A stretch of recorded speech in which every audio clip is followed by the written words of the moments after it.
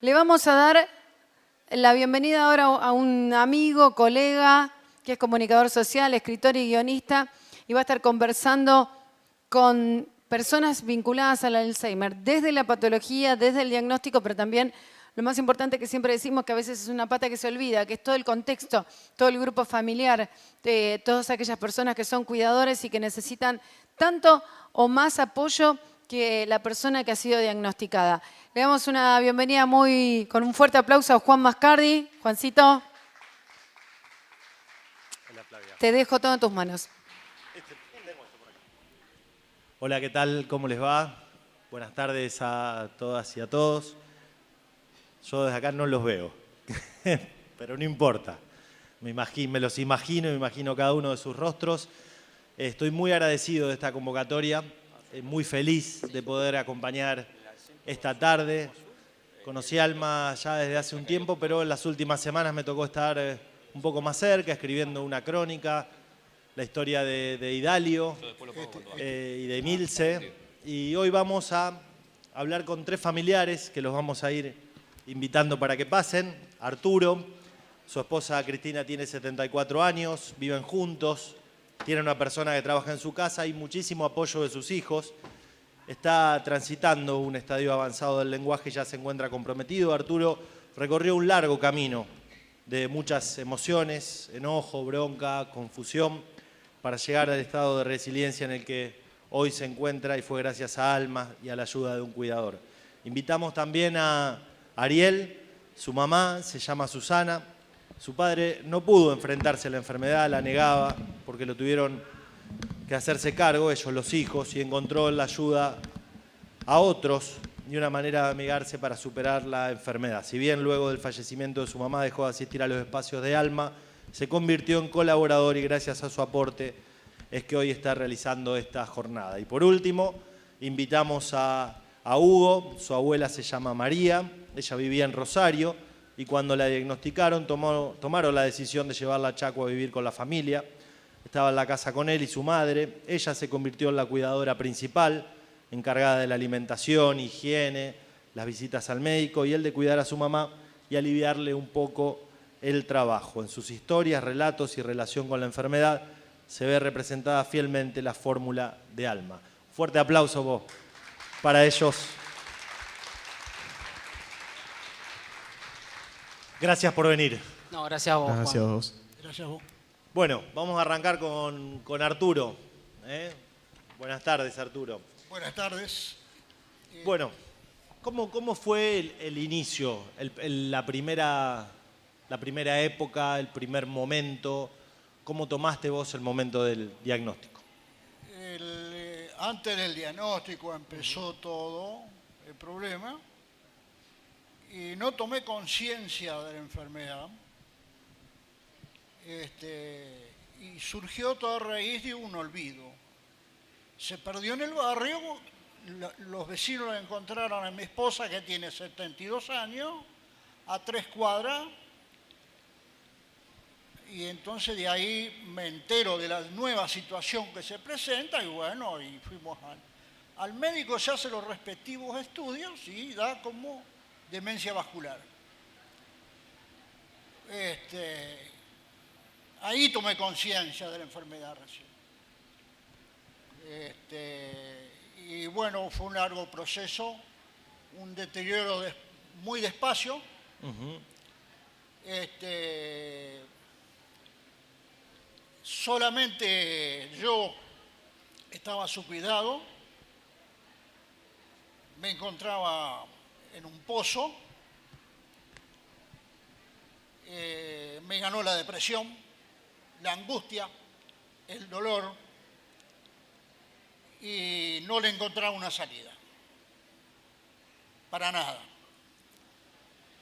Y esta enfermedad que tengo con mi señora todavía, porque la tengo viva, sí, la divido en 2 etapas, que es cuando aparece la enfermedad en mi familia y cuando aparece Alma.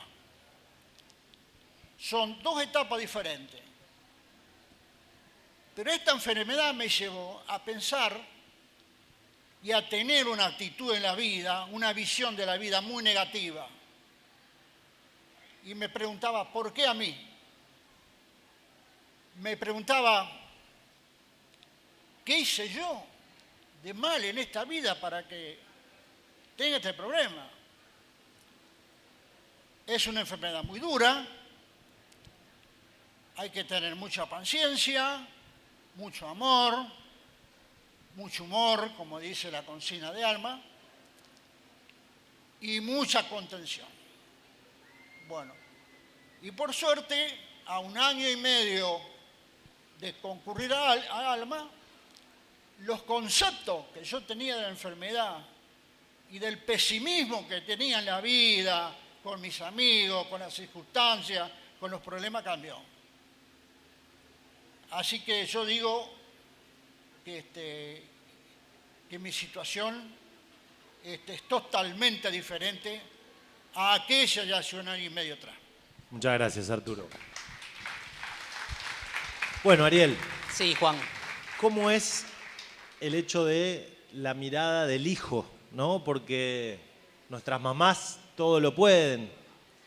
¿Cómo es esa primera etapa cuando empezamos a ver ya la llegada de la enfermedad? Sí, bueno, es muy interesante esa pregunta, Juan, desde la mirada, bueno, del hijo, de la importancia obviamente que tiene una madre y también de acompañar toda la familia, ¿no?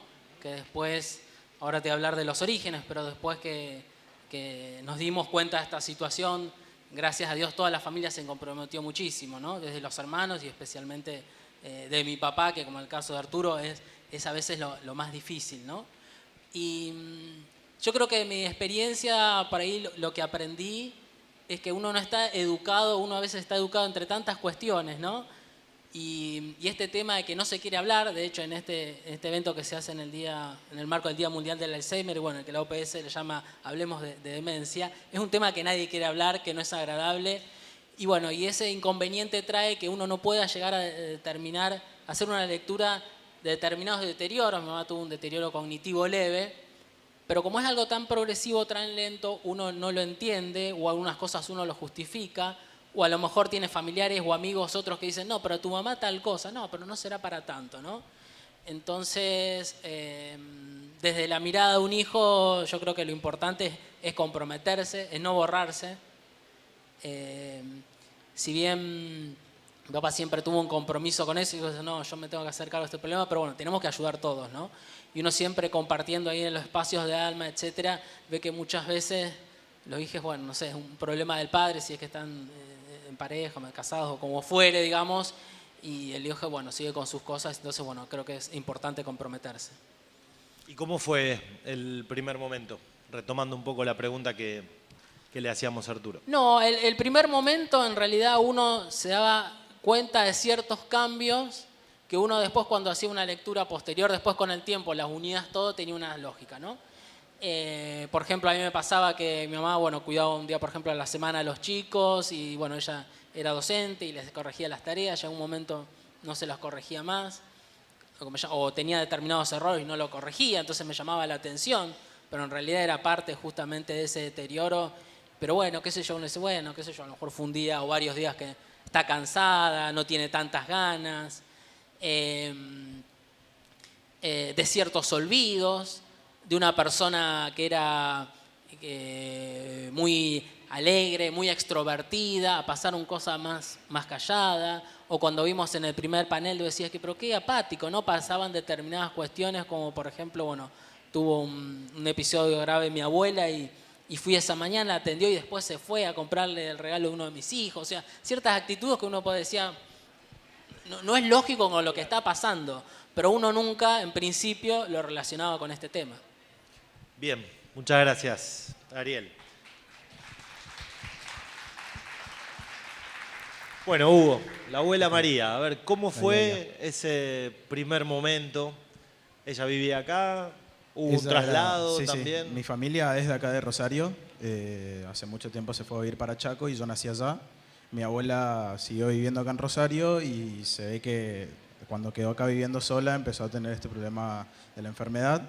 Yo no me había enterado en ese momento, yo estaba en la secundaria y de un día al otro mi mamá nos contó que mi abuela tenía Alzheimer y que iba a venir a vivir con nosotros. Cuando llegó a casa, al principio yo no notaba muchos cambios, pero como él contaba, empecé a notar a medida que pasaba el tiempo ciertas cosas muy chiquitas que después como que me las empecé a tomar en serio, y con el tema de la responsabilidad de cada uno en la familia con sus rutinas diarias, yo era uno de los principales que se quedaba en la casa y era el que más tiempo pasaba con ella. Por lo tanto, era el que básicamente se encargaba un poco más de ella en los ambientes de hogar. ¿Cómo eran esos momentos de acompañamiento con la abuela? Generalmente eran buenos, o sea, la pasábamos bien, yo la entendía bastante bien, o siempre buscaba la manera de que ella se sintiera cómoda, porque era un cambio bastante fuerte el de que ella viva sola en Rosario, acá, y después empezar a vivir con nuestra familia en una casa donde ella antes no vivía.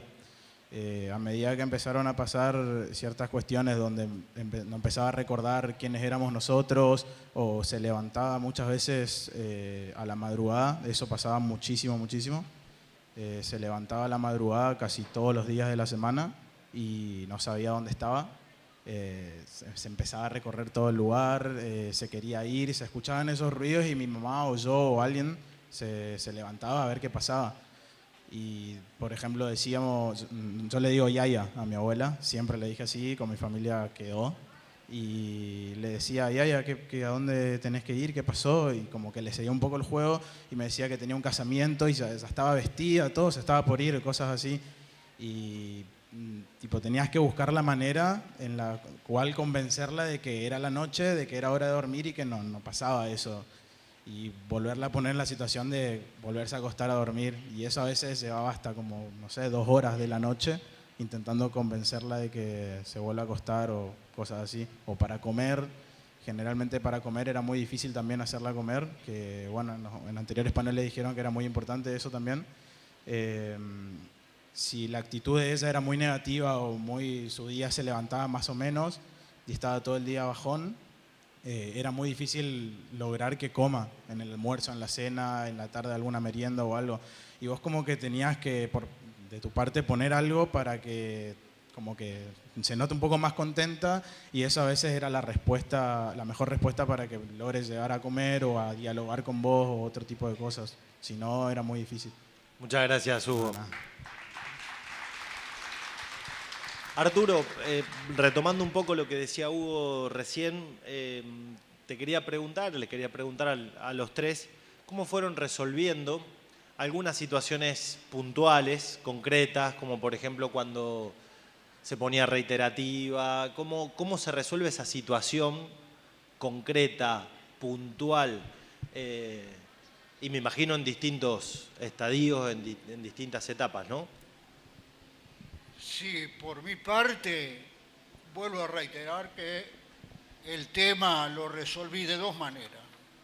O sea, mi comportamiento, mi conducta fueron de 2 tipos. Sí. La primera, enojo, echándole la culpa de las cosas con rabia, enojado, estresado, todas cosas negativas. Y después cuando me integró Alma, ya mi pensamiento fue otro.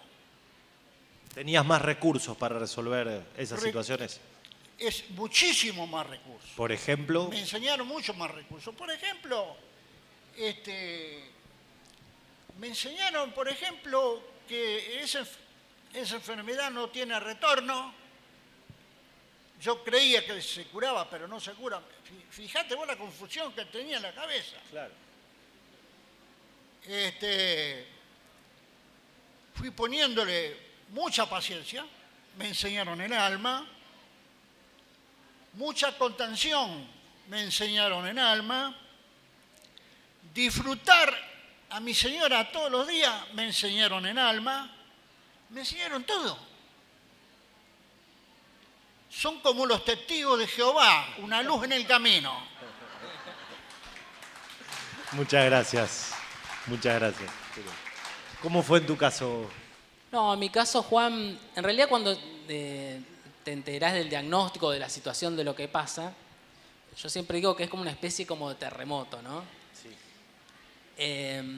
Y por eso creo que fue muy, muy sabio los creativos de esta campaña del nuevo mapa, porque realmente es como un recalculando, o sea, te reconfigura totalmente todo, ¿no? Alma GPS. Un alma GPS, digamos, ¿no? Porque de lo que vos estabas relativamente parado bien, etcétera, es como que algo implosiona y no sabes cómo manejarlo, digamos, ¿no? Y que resignifica los vínculos, impacta en las maneras de distintas personas. Pero una de las cosas que me preocupaba, o lo que genera dentro de toda situación crítica, es no tener información de, vos decías, bueno, ¿y cómo manejás eso? O sea, no saber, en principio no saber qué es lo que está pasando. Y a partir de ahí no sabés cómo manejarte, cómo administrar esa situación por ese desconocimiento. Porque por más que el paciente tenga, en este caso, digamos, a lo mejor un diagnóstico relativamente temprano, etcétera, pero bueno, en general, por lo que fui testigo, por lo menos hasta ahora, el sistema de salud obviamente está centrado en el paciente. Todas las, uno va a neurólogos, psicólogos, de determinados tratamientos, pero todo para el paciente. ¿Quién contiene al que acompaña? ¿Quién contiene al que acompaña? ¿Quién tiene al cuidador o al familiar que está bajo esa situación y todo lo que implica? Digamos, ese generalmente nadie te sabe informar y vos no sabés ni a dónde ir, digamos, ¿no? Entonces, bueno, uno empieza a buscar información, un montón de cuestiones y se encuentra con un montón de cosas que a veces ayudan y otras veces lamentablemente no. Pero es como que es una cosa terrible, digamos, porque es ese desconocimiento total. Y en ese sentido, como decía Arturo, creo que Alma cumple un rol fundamental. O vos fíjate cómo los medios de comunicación, porque bueno, yo ante esto, ¿cómo me entero de Alma? Un día viendo televisión en un canal de 5TVR, que es la televisión pública, le estaban tomando una nota de Elalio Colinet, que bueno, también es un gran promotor de la iniciativa, en un programa de salud, y ahí me entero de Alma y ahí empiezan a hablar de determinadas cuestiones que bueno, que por eso me acerco, digamos, a la institución. Y cómo manejarlo, en realidad es cómo manejar no solamente en este caso de mi mamá con el paciente, sino también con el resto de los familiares, con los hermanos, de cómo abordar este tipo de situaciones. Como bien vos decías, creo que un ejemplo, bueno, a lo mejor cuando reiteraba de nuevo una cuestión, ¿no? Que uno qué hace, se enoja, no se enoja, le pide de nuevo, insiste si cómo no podés entender.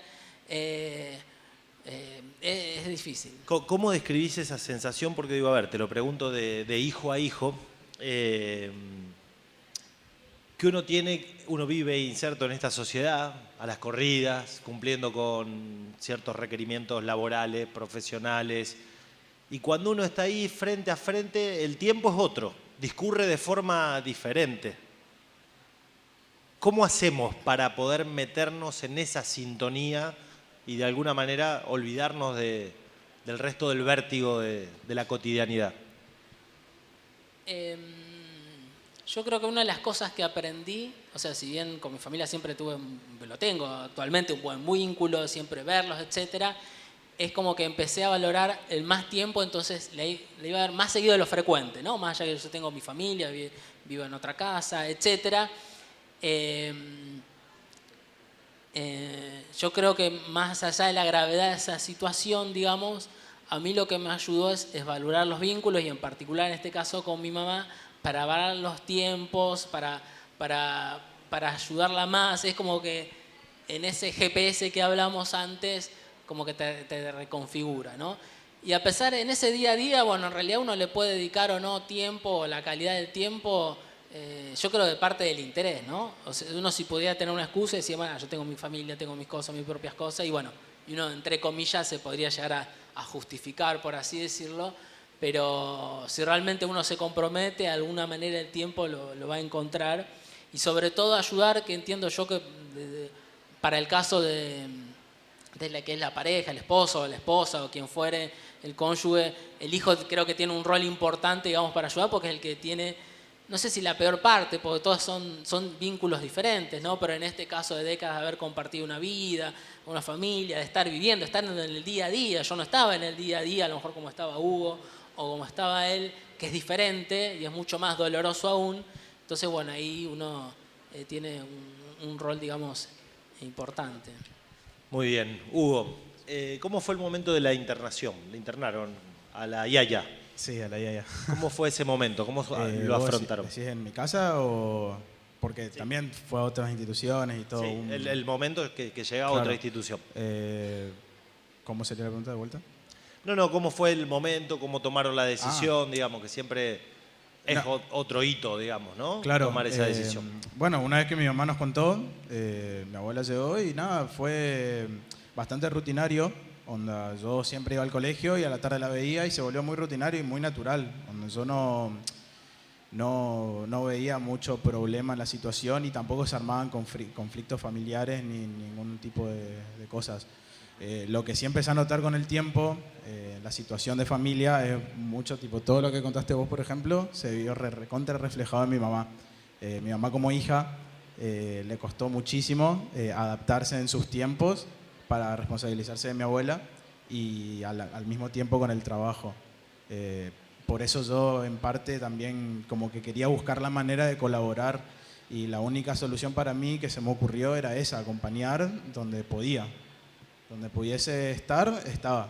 Y cuando no podía, bueno, o le pedía perdón o le explicaba de alguna manera, pero por ejemplo, ella a la tarde no estaba porque trabajaba y yo le decía, mamá, yo estoy en casa siempre a la tarde, me quedo, no hay problema, cualquier cosa te llamo, etc. Y básicamente así indirectamente nos formamos como un equipo de dos que hasta actualmente nos seguimos ayudando mutuamente para cualquier cosa que ella necesite por parte mía o yo pueda aportar para que esté mejor mi abuela. Qué linda esa idea la del equipo. Me gusta ese concepto. Te quería preguntar también a vos, teniendo en cuenta que hay muchos chicos y chicas jóvenes, ¿los nietos tienen un recurso más para trabajar desde el humor más rápidamente? De poder ver eso que está ocurriendo de una manera un poco más equidistante y poder trabajar. A mí lo que se me ocurre de alguna manera creativa podría decirse, pero que yo estoy casi convencido que mucha gente lo hizo de fuera, cual fuera la edad, es que generalmente a veces cuando alguien con Alzheimer está muy perdido y te empieza a hablar de algo que vos no tenés ni idea, o sea, no sé, cualquier cosa. La otra vez pasó un duende caminando por mi pieza, no sé qué le pasó, y vos decís, no, en serio, pero ¿cómo era? ¿Qué ropa tenía? ¿Cómo era? ¿Estaba bueno? Y tipo, le empezás como que a seguir el diálogo, ¿no? Claro, generás una situación o un diálogo de manera chistosa, que vos sabés que es un chiste o que lo mantenés, pero para que generarle algún tipo de emoción más segura de sí mismo y que lo tenga de otra manera antes que decirle de qué está hablando, está diciendo cualquier cosa, tipo, antes que se sienta confundida, como que se sienta más segura y que emocionalmente esa persona se sienta un poco mejor. Eso fue lo que como recurso yo lo utilicé muchísimo. En cualquier situación donde esté medio bajón y diga alguna cosa que no tuviese mucho sentido, seguirle el diálogo.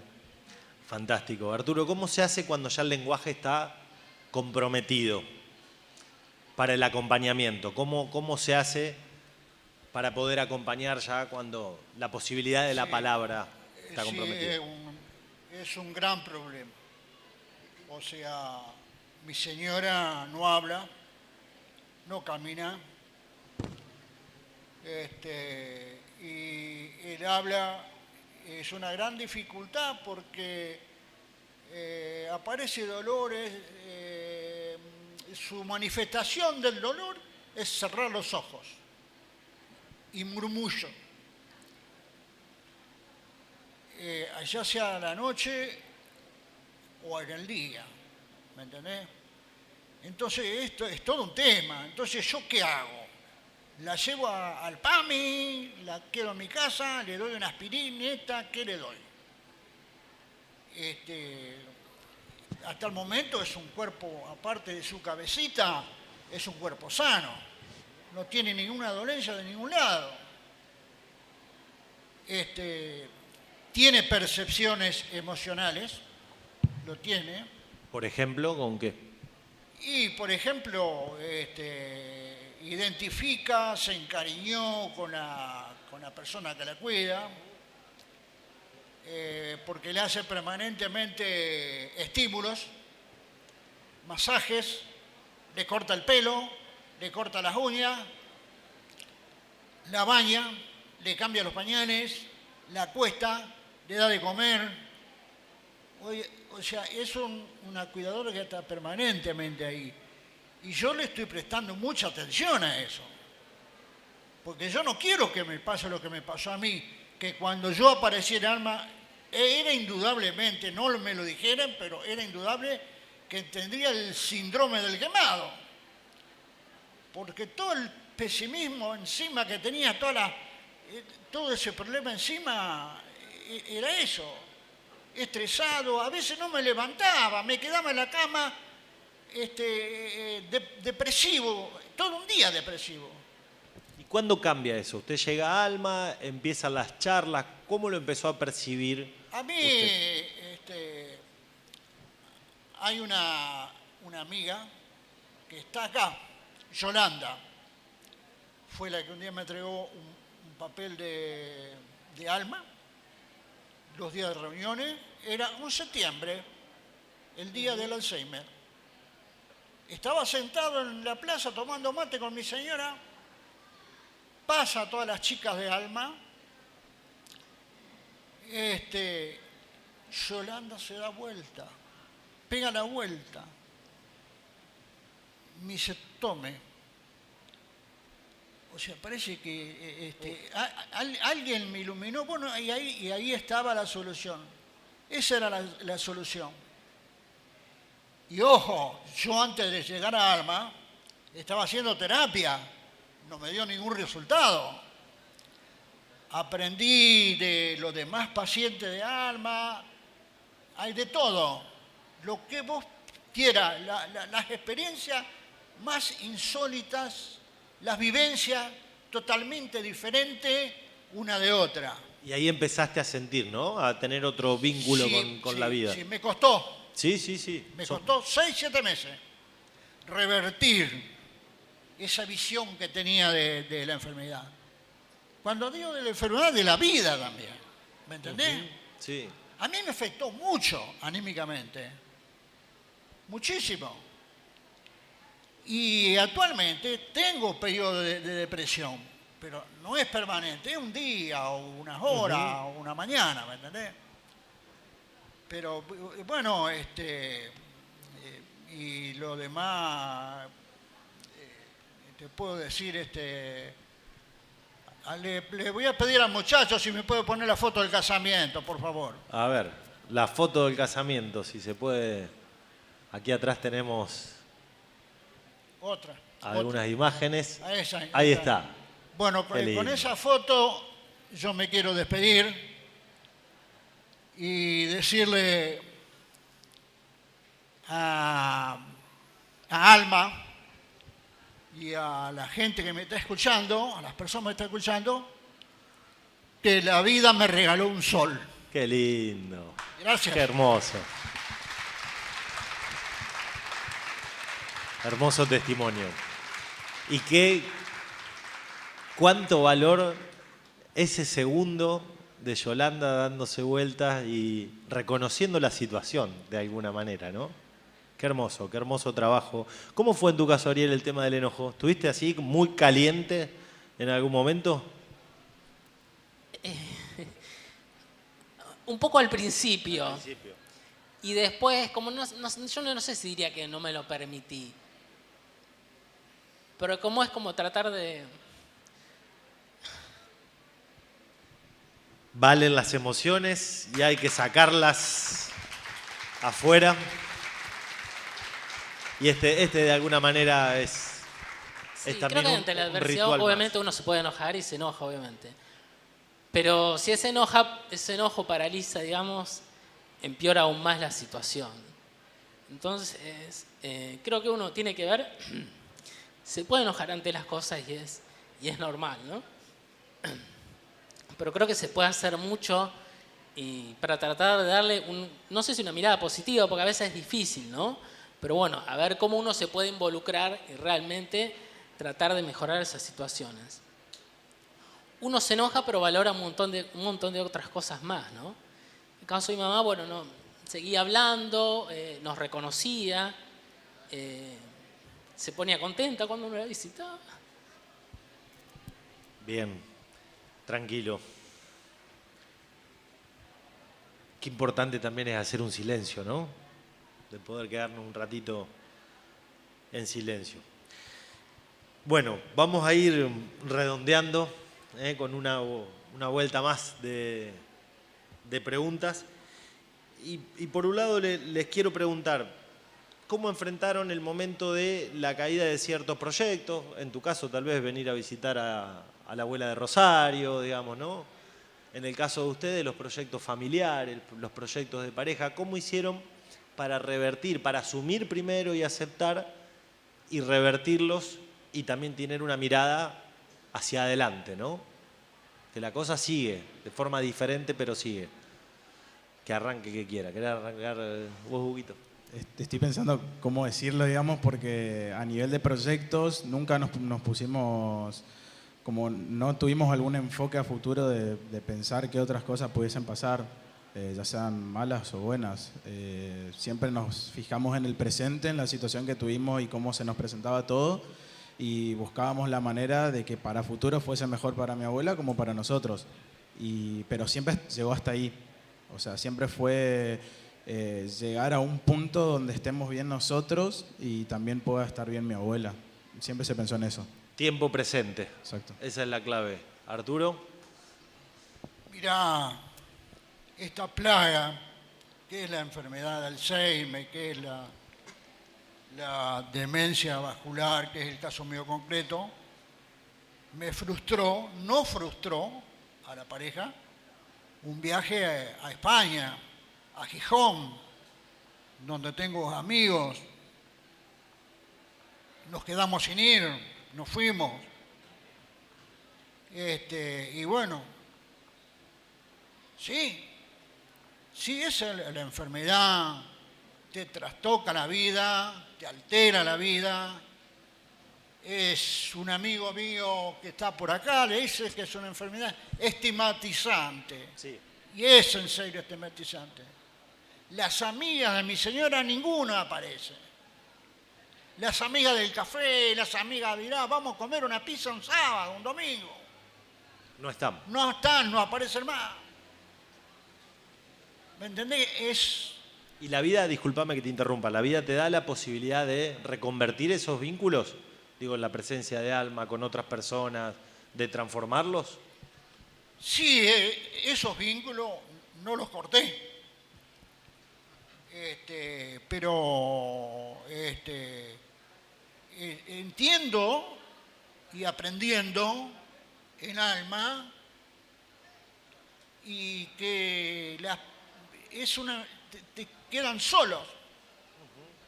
Quedan solos. Si esas amigas vuelven, ella no lo reconoce. ¿Me entendés? Entonces, a partir de esa enfermedad, hice todo un aprendizaje de vida, de actitud en la vida, de comportamiento en la vida. No hay ningún libro que te enseñe eso. Y eso que uno de los grandes hobbies míos es la lectura, son los libros. No existe, no hay. No había, mejor dicho. Hay. Hay. Ahora hay. Hay. Y lo recomiendo. A morir. ¿Me entendés? Así que, bueno, las cosas se presentan así. Y las tengo que tomar así. Pero por convencimiento, pero por ayuda también, escuchando a otros, no quedándome solo en mi casa. ¿Me entendés? Hay un organismo, hay una estructura que me está acompañando, que me está guiando, vos andás por acá. ¿Me entendés? Esta enfermedad no admite la soledad. ¿Y usted pudo seguir con sus propias ocupaciones y demás o le costó eso? ¿No? Porque al principio uno tiende a quedarse la mayor cantidad de tiempo pegado. Sí, exactamente así es. Bueno, sí, después cuando aparece la ayuda, me quedó más tiempo para mis actividades. ¿Me entendés? Antes no tenía tiempo para las actividades. Otra cosa que me ponía mal. No disponía de tiempo para mis actividades, a pesar de que estoy jubilado, pero hago trabajo con tarea. ¿Me entendés? Y a mí que me gusta dormir la siesta. Antes no lo hacía, ahora sí. Bueno, Muy bien, un aplauso para esa siesta. Muy bien, Arturo. ¿En tu caso, Ariel? No, en cuanto a los proyectos, bueno, esto te cambia obviamente los proyectos, pero creo que también es como un nuevo proyecto. ¿En qué sentido? En este caso, bueno, el de mi mamá, de saber cómo ayudarla, cómo ayudarnos entre todo, entre la familia. Y también, si bien algunos proyectos personales se pueden postergar o quizás no se pueden llegar a concretar, también no dejar de descuidarlos, ¿no? Porque en este caso, bueno, en mi caso tengo mi propia familia, como supongo Arturo tiene sus propias actividades. Entonces, en realidad hay que lograr un equilibrio, que no es fácil, para este proyecto que nos puede pasar a todos, a pesar de que es un tema que no se habla, a pesar de un tema que no hay estadísticas, a pesar de que nos falta un montón de información, es algo que nos puede impactar en la vida y nos puede suceder. Bueno, hay que ver, y en ese sentido creo que Alma cumple un rol importante de cómo reformular ese proyecto de vida en base a esta situación y tampoco llegar a descuidar los proyectos propios, porque cada uno también tiene que llegar a seguir y seguir siendo feliz, que seguramente que es lo que quiere la persona esa también querida que tiene algún grado de deterioro cognitivo. Yo quiero contarles una infidencia antes de hacer el cierre. Mi viejo, Roberto, tuvo demencia senil allá por el 2001, hace muchísimos años. Yo tendría 25, 26 años. Y durante mucho tiempo pensé que iba a cargar con ese dolor. Por eso le preguntaba por la bronca, el enojo. A mí me duró hasta no hace mucho tiempo. Una calentura que ya superó la mayoría de edad, más de 18. Y estaba convencido que me iba a acompañar toda la vida. Así que quiero agradecerles puntualmente a Yelén, una de las voluntarias de Alma. Hace un par de meses me cruzó en la Feria del Libro y me propuso escribir una nota. Ella no sabía sobre mi pasado. Yo no supe qué decirle en ese momento. Lloré mucho cuando llegué a mi casa porque era el tema del cual no iba a poder hablar. Porque estaba enojado. Mi calentura seguía, ¿no? Casi 18 años después de la muerte de mi papá, que además era médico, un médico de pueblo, entonces siempre era el paciente y lo seguíamos viendo como doctor, era muy, muy difícil. Así que de alguna manera en este espacio, en este ritual, junto con ustedes, junto con toda la gente que se ha acercado, también me han permitido a mí poder cerrar un dolor que duró muchísimos años. Así que se lo quiero agradecer de todo corazón. Bueno, para cerrar, un mensaje cortito. ¿Por qué sí, Alma? ¿Por qué hay que acercarse? ¿Por qué hay que hablar? ¿Por qué hay que terminar con el estigma?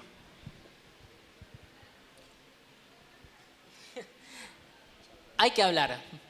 Esto yo creo que a veces pasa mucho, a veces como pasaba con la discapacidad, que las familias lo ocultaban. Bueno, este tema nadie lo quiere hablar, le incomoda, ¿no? La gente generalmente no se lo quiere decir a los amigos, no se lo quiere decir a los otros parientes. Y realmente son situaciones que a veces es difícil saber cuál es el origen, más allá que es bueno tener una vida saludable. Y no hay que tener vergüenza ni miedo a decirlo, ¿no?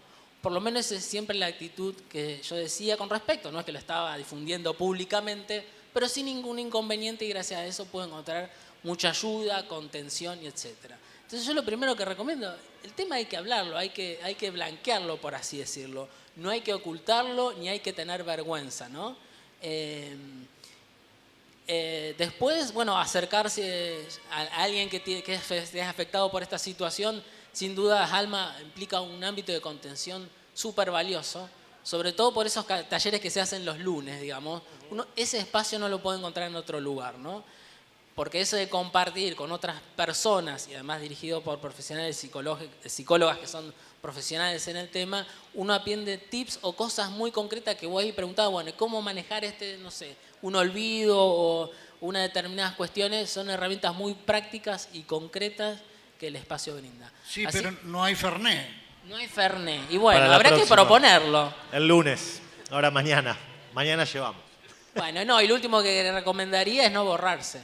No borrarse. No borrarse. Bien. Tanto a los amigos, como decía Arturo, que a veces también ha pasado con papá, con las familias, y en el caso de los hijos, también. Algo se puede ayudar, no hay que borrarse. Arturo. Bueno, y agradecimiento. A esta altura del partido, a la vida, agradecimiento. de ese pensamiento equivocado, por desconocimiento de la enfermedad, hoy pienso otra cosa, razono de otra forma, ¿me entendés? O sea, pero siempre con una consigna que es participando, escuchando, hablando en las reuniones de alma. Porque si yo me quedo en casa, es lo mismo que nada. Concluyendo, alma es una bocanada de oxígeno. Muy bien. ¿Me entiende? Claro que sí. Hugo. No, yo diría que más o menos lo que dijo él de no borrarse, básicamente.